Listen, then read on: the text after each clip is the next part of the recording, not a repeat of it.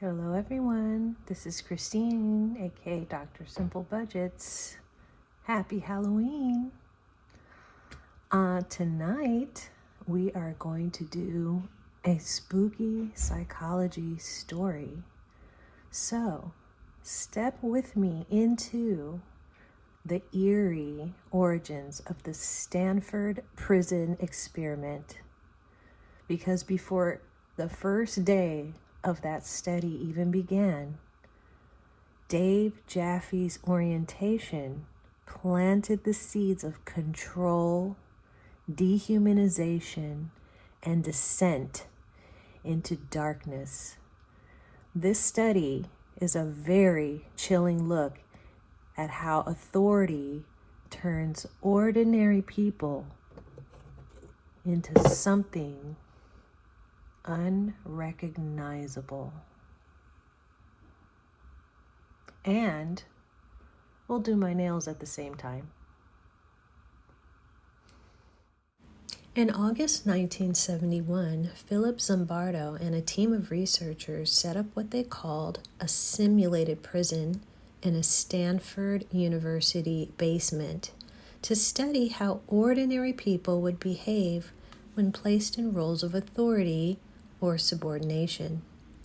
What they discovered and what they allowed to happen was way uglier than many expected. Real prisons, they were told, were inaccessible to science, so this experiment would need to become a prison, a living imitation carved out of white walls and fluorescent lighting in the Stanford Psychology Department's basement. Zimbardo created a simple newspaper post to elicit subjects for his psychological experiment, who, if they participated, would receive financial compensation of $15 per day for up to 2 weeks. When using a core inflation measurement, $15 per day in 1971 is equivalent in the buying power of $114.80 per day in 2025. There were a total of 24 subjects in the 1971 Stanford prison experiment, with 12 assigned to the role of prisoner and 12 to the role of guard. 3 would be reserved in each group as substitutes if needed. The plan was simple. 24 college students screened as normal would be randomly assigned roles as guards or prisoners. The prisoners would be simply dressed, and the guards would receive uniforms, mirrored sunglasses, and power. The goal was to observe the behavioral effects of power, authority, and imprisonment in a simulated setting. The guards were not simply keeping order, they were instruments in a psychological study of transformation, one that would blur the line between observation and participation. Before the prison doors ever slammed shut, the mood was already dark. In a quiet Stanford basement, soon to be transformed into a dungeon, Dave Jaffe, assistant to Dr. Philip Zimbardo, gathered the chosen guards. He explained their duties, their schedules, and without a word else, he made sure that they understood that this academic study was going to descend into something far more disturbing. Jaffe's calm instructions to the guards masked an eerie truth. The study wasn't merely observing power, it was conjuring it. Each guard was given authority and anonymity. Names were forbidden, which is common. Only numbers would remain. Call them by their numbers, Jaffe instructed, stripping identity like peeling away humanity. Their task was clear: enforce the rules, maintain order, and carry out routines, such as counts, searches, and daily schedules. Commands were to be firm, not polite. Orders were to be followed, not questioned. They were told to record everything in shift reports, documenting each event and emotion, since the researchers themselves would not be present during shifts. These reports would serve as data, but also as confessions, written evidence of what happens when power is left unchecked. The guards would record every moment on shift reports, yet the real experiment, the transformation within the guards, would go unwritten. The guards' role, Jaffe explained, was to make the system work. Yet between those words hid the haunting realization that the system itself was a trap, one that would consume both guards and prisoners alike. The guards were divided into 3 shifts of 3, with one guard always available by phone, even in the dead of night. The routine was rigid, mechanical, and unyielding. There would be no rotation, at least not at first. Consistency was key. In Jaffe's words, the prison had to feel real. Order must be absolute, even when no one was watching. The guards were warned that the experiment's success or its collapse depended entirely on them. This was no ordinary experiment. It was a simulation, a controlled reproduction of a prison environment meant to explore what happens when human beings are given power and permission to use it. Beneath the talk of logistics and schedules, something foreboding stirred, and it wasn't long before this mechanical precision began to mirror the cold efficiency of real incarceration. Shortly after the nefarious orientation, the prisoners arrived. Remember, they were just innocent students at first. The prisoners were stripped, deloused, and renamed by number. They would be arrested, blindfolded, and searched. Rituals meant not just to process, but to erase. Each would be issued a shapeless uniform and not much else. A number for a name, and a single chain fastened to one ankle, a constant metallic reminder of subjugation. At first there was to be a few extra work tasks, loss of privileges, some prolonged standing or temporary isolation. Humiliation was to be part of the overall process. Waiting was punishment, silence was power. And on occasion, there also was to be given a small mercy. A movie, a letter from home would be allowed. All of these things were written in the rules at first. Small and brief whispers of freedom amid the monotony that was to take place over the next several days. But what began as an orderly procedure would soon unravel into something far more sinister. And this is where it gets even more eerie, because Jaffe instructed the guards to design their own rules and punishments. Jaffe spoke not as a scientist, but like a director preparing his cast for an immersive horror. Be creative, he told them. Be firm. Their confidence, their control, their willingness to dominate would determine how real the prison became. He reminded them that their actions would make or break the system, a phrase that echoed more like a curse than a challenge. While Jaffe forbade physical harm or starvation, the erosion of dignity was quietly permitted and even encouraged. Daily rituals filled the hours, morning counts, extreme cleaning, relentless exercise, and all meals were now performed under watchful and eager eyes, including sleep. This time the guards were divided into shifts. 3 guards each, always one relief waiting in the shadows, just as before, on-call at all hours. But now the routine was mechanical, precise. No reprieve. Order must be absolute, even when no one was watching. By the second day, the guards had already crossed the line. About a third of the guards became tyrannical in their arbitrary use of power, Zimbardo wrote in his notes. The warden, Zimbardo himself, watched as laughter turned into screams. Prisoners were forced to clean toilets barehanded, do push-ups for minor infractions, and sleep on the cold floor. They were blindfolded, chained, and verbally humiliated. Some students assigned as prisoners cracked within the first 36 hours.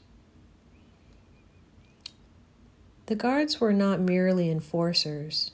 They were also subjects of observation. Every glare, every command or flicker of emotion was part of the study's data. They were to document every unusual event, every emotional shift, every sign of control or collapse. But there was one variable that couldn't be measured: how quickly the guards themselves would lose their humanity. As their notes filled with observations of others, the changes within them went unrecorded, and what began as role play soon turned into revelation. Now, there was exposing the darkest corners of ordinary minds. But how could this happen under the watch of trained academic scientists?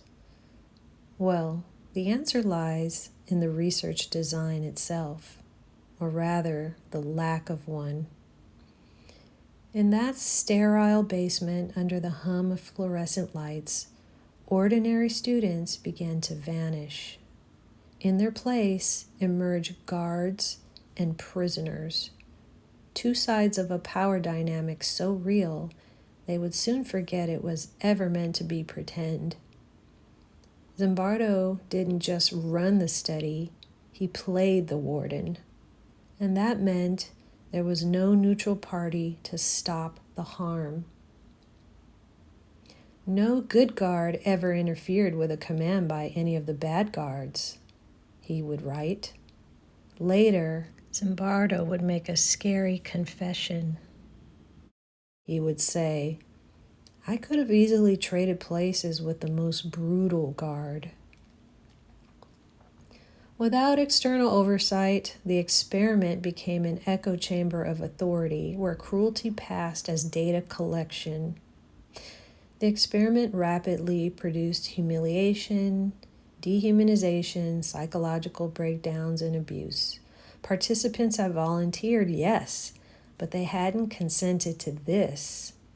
Being mocked, arrested at home, booked, stripped, numbered, all of these things blurred the line between game and nightmare. Freedom itself became the illusion. Within the first 4 days, several participants experienced acute distress, severe enough to require release. Zimbardo reported that some subjects exhibited hysterical crying, confusion in thinking, and severe depression, and that 3 prisoners at that point had to be released. When prisoners begged to leave the parole board, also some of the researchers as well begged, they were told they had to wait for approval.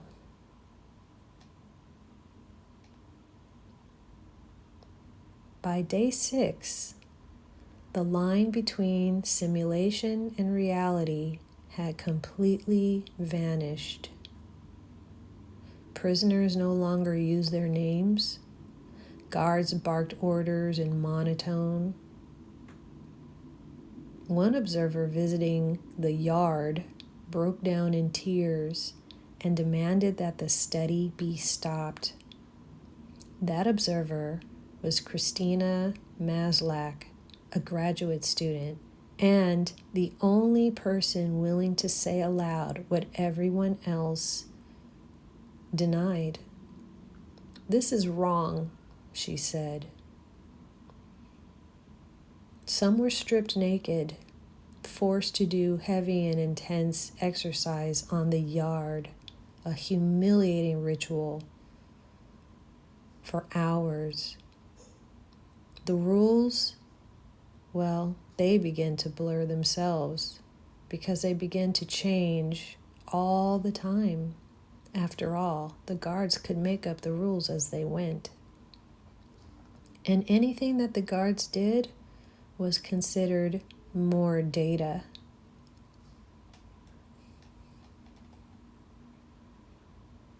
This experiment was meant to run for only 2 weeks, but it didn't last that long at all. It was stopped after only 6 days. The consequences of this type of experiment have lasted for decades. Psychology as a field was forced to confront the monster it had created, or rather, it allowed. The Institutional Review Board system, aka IRB, had a lot of work that it needed to do. And as someone who has graduated with a doctorate in educational psychology, the IRB process is extremely stringent. There are papers that need to be written. There are signatures that need to be obtained. There are legal processes that need to take place before you can even begin to do your research. And that is something that I also had to go through because of what happened at Stanford University. What happened? Well, after this experiment gone wrong, the Institutional Review Board system grew teeth of integrity, finally. Also, informed consent became very explicit. In other words, as a researcher, you have to write up what your intention of research is and all of the rules around informed consent, including any stopping rules, if that's the kind of research you're conducting. So stopping rules themselves also became mandatory. What the Stanford prison experiment revealed was not just the power of situation over character, but the moral danger of unchecked research ambition. Imagine being a part of a study where the police arrest you out of your home, take you to the police station, process you as if you're a real prisoner, which would include booking you, strip searching you, and issuing you prison uniforms and numbers. All of this was a part of the simulated experiment designed to make the experience as realistic as possible for the participants. However, this is a gross misuse of the Institutional Review Board system nowadays. But back in 1971, since the rules weren't as well written as they are now, this allowed researchers like Zimbardo and Jaffe to conduct such heinous acts upon their subjects. In reality, no arrests were made in the Stanford prison experiment. Well, all except for the arrests that were part of the experiment's setup. Imagine also that you are a regular college student, but as a part of your participation in this study, you end up being commingled with people that are actual criminals. For example, prisoner number 819, a prisoner in the experiment, was the second prisoner to quit after having a psychological breakdown. In his place, a man was recruited to the experiment by Zimbardo because of his actual experience having served 17 years in a real prison. Again, the experiment was to run for 2 entire weeks under these conditions.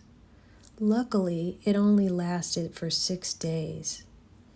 But the consequences of the Stanford experiment have lasted for decades. In 2015, an American docudrama and psychological thriller named The Stanford Prison Experiment, directed by Kyle Patrick Alvarez, came to the screens.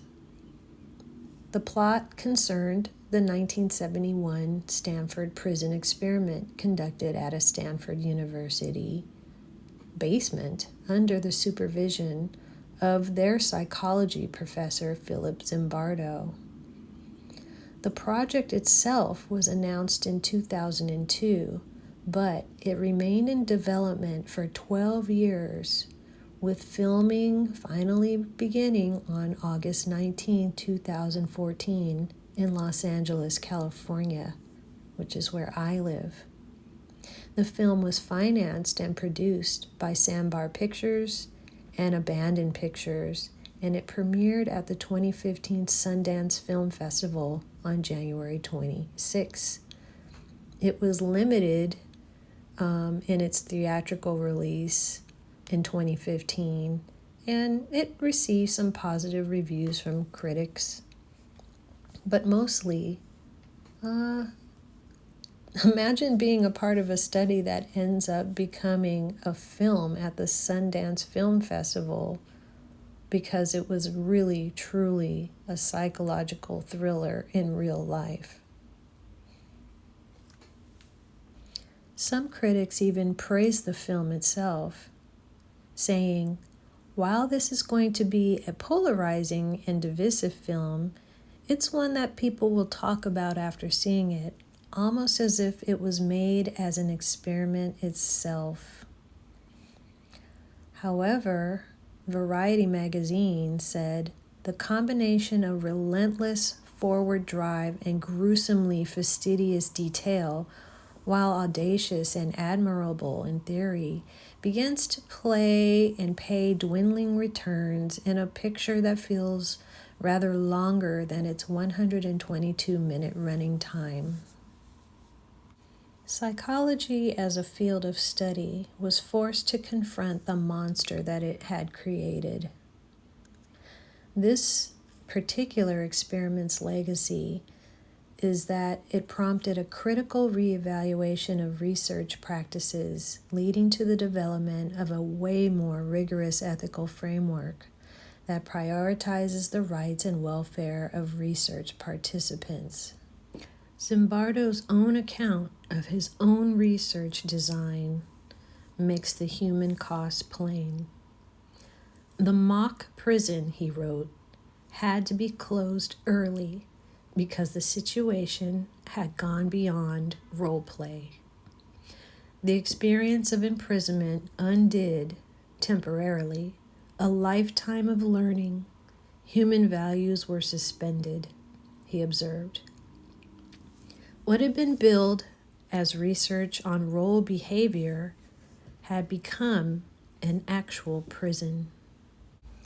The experiment was stopped after 6 days, not because it was a result that had been achieved, but because the researchers could no longer justify the harm that was being imposed upon its subjects. The study's ethical failings and the human suffering it produced forced psychology to rethink how experiments should be designed and monitored. The Stanford prison experiment remains a cautionary tale. It is sometimes invoked in our institutions to illustrate situational power and the fragility of personal morality. But it must also be invoked as an object lesson in research ethics. Methods matter, and the way a study is run can create the very outcomes it claims to merely measure. When I attended USC, this was an entire lecture. We were told all about the Stanford prison experiment. This was something that was told to us at the very beginning stages of our dissertation project and going through the IRB process. In every IRB meeting, in every ethics training, and in every discussion about informed consent, in every institution, the ghost of the Stanford prison experiment whispers a warning. Number 1, never mistake control for knowledge. And most importantly, never trade humanity for data. Did the Stanford prison research inform the way that our prison system is run today?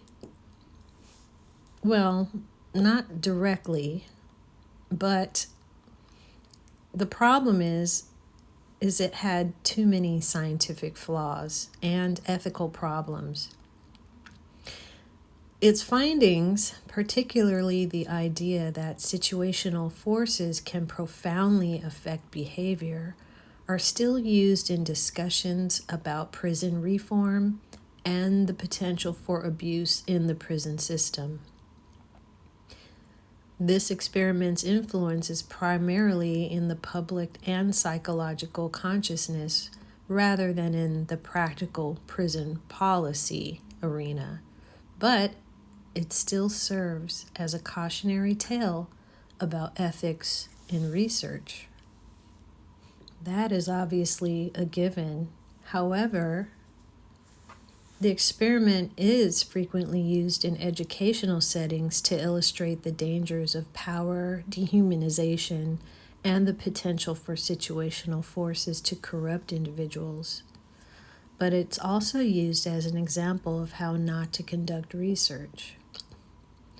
So despite its flaws, the experiment's vivid and dramatic narrative that good people can be led to do very bad things in a certain environment has given it a lasting impact on public understanding and cultural discussions about the nature of power within prisons. Of course, I'm talking about prisons within the United States.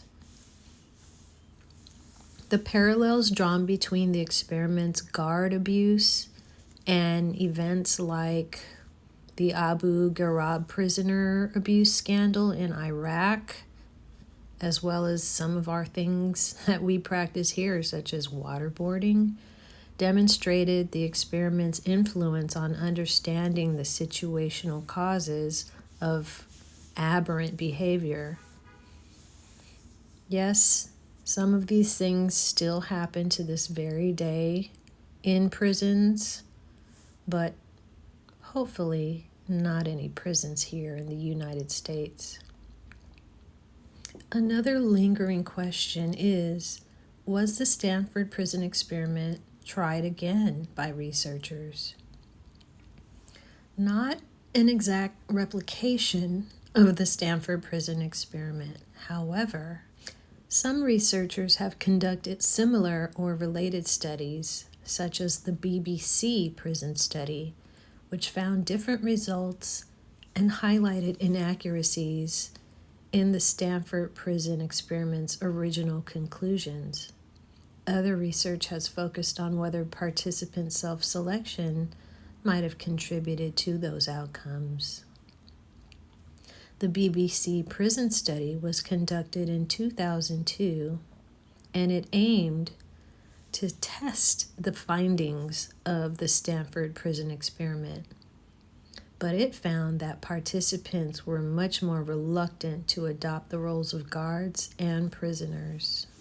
The BBC prison study research investigated whether the types of people who volunteered for the Stanford prison experiment were already predisposed to authoritarianism or aggressive behavior. A 2007 study found that volunteers for a similar experiment scored higher on measures of aggression, authoritarianism, and other personality traits associated with abusive behavior.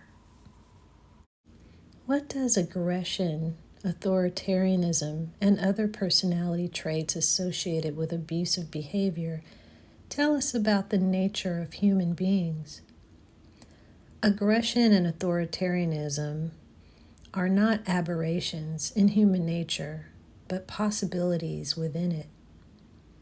They reveal that human beings have a capacity for dominance, control, and self-preservation, which in certain contexts can become very destructive.